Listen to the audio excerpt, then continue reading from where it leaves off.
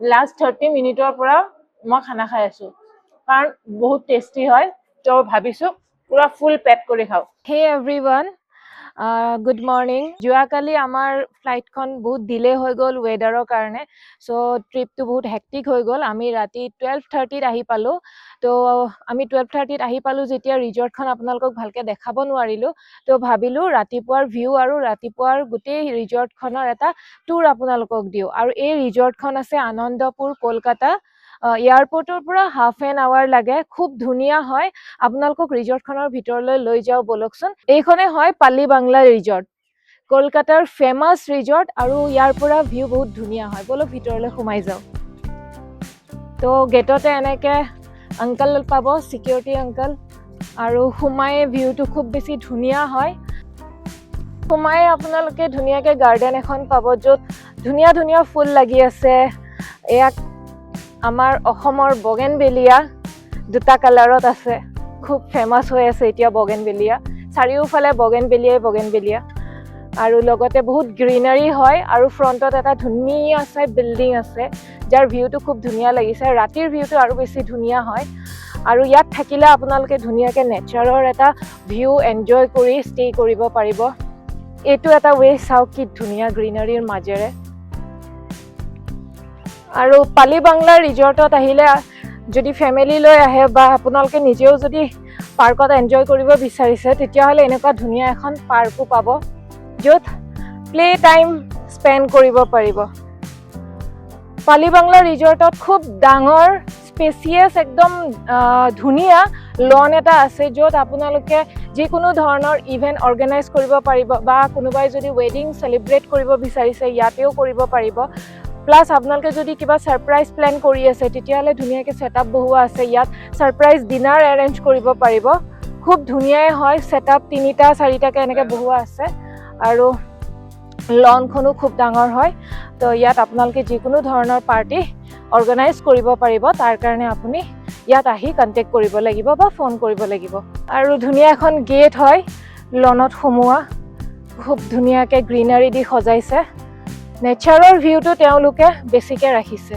এতিয়া তেওঁলোকৰ কটেজবোৰ দেখাও মোৰ যে এই ৰিজৰ্টখনত আহি খুব বেছি ভাল লাগিছে আপোনালোকে যদি খুদে মোৰ পইণ্ট অফ ভিউৰ কাৰণে বা মোৰ এক্সপিৰিয়েঞ্চ কেনেকুৱা মোৰ এক্সপিৰিয়েঞ্চ যে 10 on 10 হয় কাৰণ মই গ্ৰীনাৰী খুব ভাল পাওঁ আৰু প্ৰকৃতিৰ মাজত থাকি যেটো এটা পিসফুল লাইফ এনজয় কৰিব পাৰি সেইটো কোনো দামী ৰেষ্টুৰেণ্ট এখনেও দিব নোৱাৰে তো এটো হল কটেজ নাম্বাৰ 2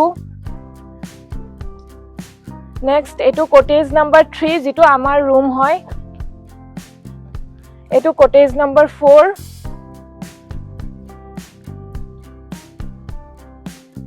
এটো কটেজ নাম্বাৰ 5 টোটাল কটেজ 6টা আছে 7টা আছে সৰি এটো কটেজ নাম্বাৰ 6 টোটাল কটেজ 7টা আছে এটো কটেজ নাম্বাৰ 7 আৰু তেওঁলোকৰ থাকে প্ৰায় মানুহ অল টাইম থাকে আৰু এতিয়া যেহেতু হলিডে হয় তো ধুনীয়াকে মানে কটেজ থাকে আৰু ধুনীয়াকে পণ্ড এটা আছে আই মিন আমাৰ অসমীয়া ভাষাত পুখুৰী এটা আছে যেহেতু কলকাতাত বহুত বেছি গৰম তো মই ৱাটাৰমেলন আৰু উইথ পদিনা মকটেল এটা লৈ লৈছো ৰিফ্ৰেছিং কৰি দিছে বহুত টেষ্টি লাগিছে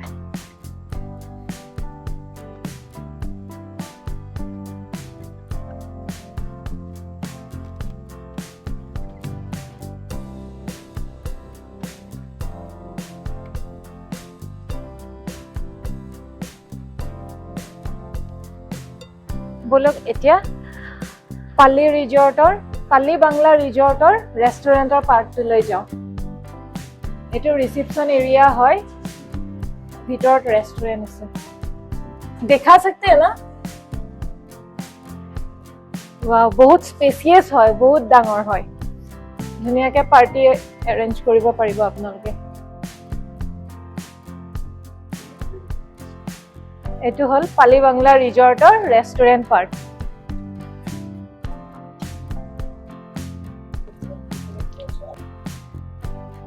আৰ কমপ্লিট থালি হয় মই যিখিনি অৰ্ডাৰ কৰিছিলো সেইখিনি আপোনালোকক দেখাই দিও এয়া প্লেন ৰাইস পোলাও আলু ভুজিয়া, সালাদ, লগত আছে মিক্স ভেজ দাল, সুট্টো, মটন কারি, চিকেন কারি, চিংৰি মলাই কাৰি, চাটনি, টমেটৰ, এইটো পাপৰ আৰু ক্ষীৰ লগত মানে পায়স আৰু নেমু। কমপ্লিট এইটো থালি লগত পাপৰ দিছে। এইটো কমপ্লিট থালি হয়। আৰু এটা কথা কৈ দিওঁ, বেংগলী খানা এনেও স্বাদিষ্ট হয়। তো এইখিনি খানাত মই কোনো ধৰণৰ জাজ কৰিবই নোৱাৰো, কাৰণ দেখাত যেনেকুৱা ডেলিচিয়াছ আৰু ক্ৰেভিংছ আহি আছে মোৰ, তো অবভিয়াছলি খানা খুব টেষ্টিয়ে হ'ব। এটা বাইট আপোনালোকক লৈ দেখাই দি আছো। এইটোৱে লওঁ, চিংৰি। চিংৰি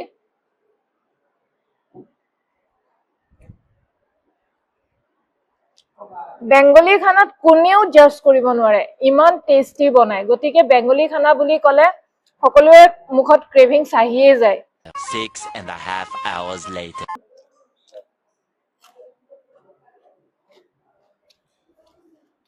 লাষ্ট 30 মিনিটৰ পৰা মই খানা খাই আছো, কাৰণ বহুত টেষ্টি হয়। তো ভাবিছো পুৰা ফুল পেক কৰি খাওঁ। মটন শেষ, চিকেন শেষ, প্ৰন শেষ, খালি চাটনিটো খোৱা নাই, পাপৰ শেষ। এইটো মই লাষ্টত খাম, পুৰা চাফা। এইটো খাম অলপ দেৰিকে। দালিও খাইছো ভালেখিনি, অলমষ্ট শেষ। মটনটো বহুত টেষ্টি আছিলে। আৰু বেংগলী খানা, আইচক্ৰীমো আছে লগত। এইটো